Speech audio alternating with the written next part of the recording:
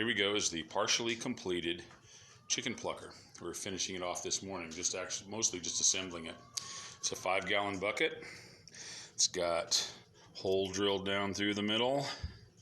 It's got holes on the sides where we're going to put the little finger pluckers, and a frame made out of scrap wood.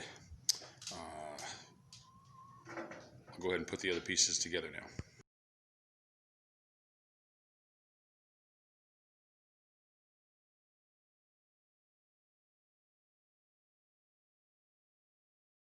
So what I have here are these rubber tie-down straps that I bought from Horrible Fright.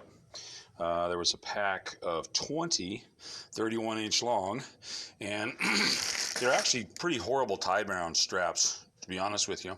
But you get, 40 metal S-hooks, which I've purchased them before and thrown the straps away and just kept the S-hooks. But this is what I'm going to use for the chicken plucking fingers. Now, no, they are not food grade, but I soaked them and washed them. Washed them in soapy water and soaked them overnight, clean off any crud that might be on them. And there's, they don't have time to leach stuff out into the, into the chicken. They're just plucking. So you'll see how we use that. And the bucket I'm using too on the plucker is not a food grade bucket. You don't want to store food in non-food grade buckets. There's stuff that's in the plastic that will leach out into the food over time. Being in the bucket and actually not even contacting it for a minute is not going to hurt it. So here's how I make the plucker fingers, whatever they're called.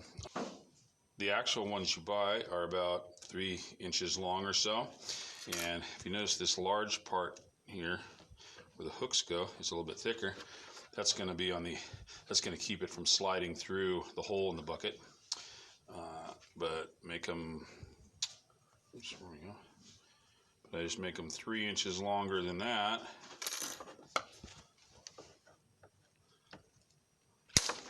And cut the little corners off. It kind of helps thread them through the plucker easier. We'll see how that goes right now. The idea is to get them started there. Actually, I guess I'm getting ahead of myself. If you look at these holes, they've been drilled with like a 1/4 inch drill. This is about a 1/4 inch thick. They've been drilled with a 1/4 inch drill and kind of hogged out a little bit. You do want them to be in there kind of tight, but I think I'm going to have to go through and maybe file these out, and then we'll show how this one here may be a little bit bigger. Let's see how that works. This looks like it's actually larger. There we go.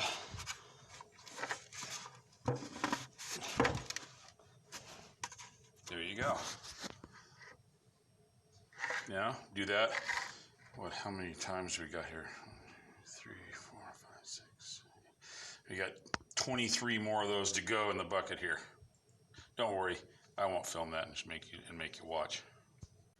I didn't show doing it, but it's basically the same as what I was doing with the bucket here, where you've got slots cut, pull the rubber pieces through. Slots cut, rubber pieces through. This, you drill holes and then chisel it out square. That's basically what I did. So, and it can be a little bit of a hassle, but it's a lot less hassle than plucking chickens by hand, especially if you're going to do it more than once. All right. Now, you're going to assemble.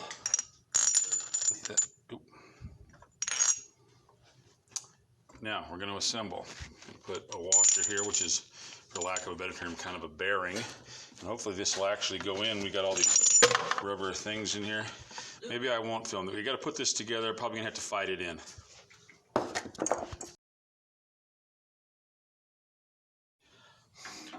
All right, there we go. I ended up taking out the bottom row because of the fingers, because I was doing this by the seat of my pants and didn't realize that that bottom row was going to interfere with the fingers that were on the bottom circle there. So hopefully this will work without having to add another row up top, because that's just more work. We'll see how it goes. Now we're going to go and actually try to get it in the frame, and we'll see how that works. Another adjustment having to be made. I had to take it apart because the rubber straps sticking out the back, which hold in place, are actually dragging on the bottom of the bucket. So I'm gonna cut off some of those to give some clearance so there's no drag. That's part of working by the seat of your pants.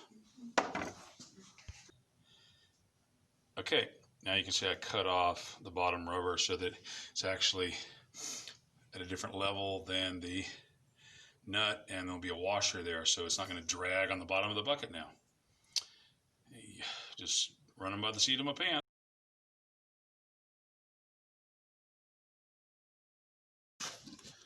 All right, the last piece, this is the wheel I put on the bottom, and that's how we're going to turn it.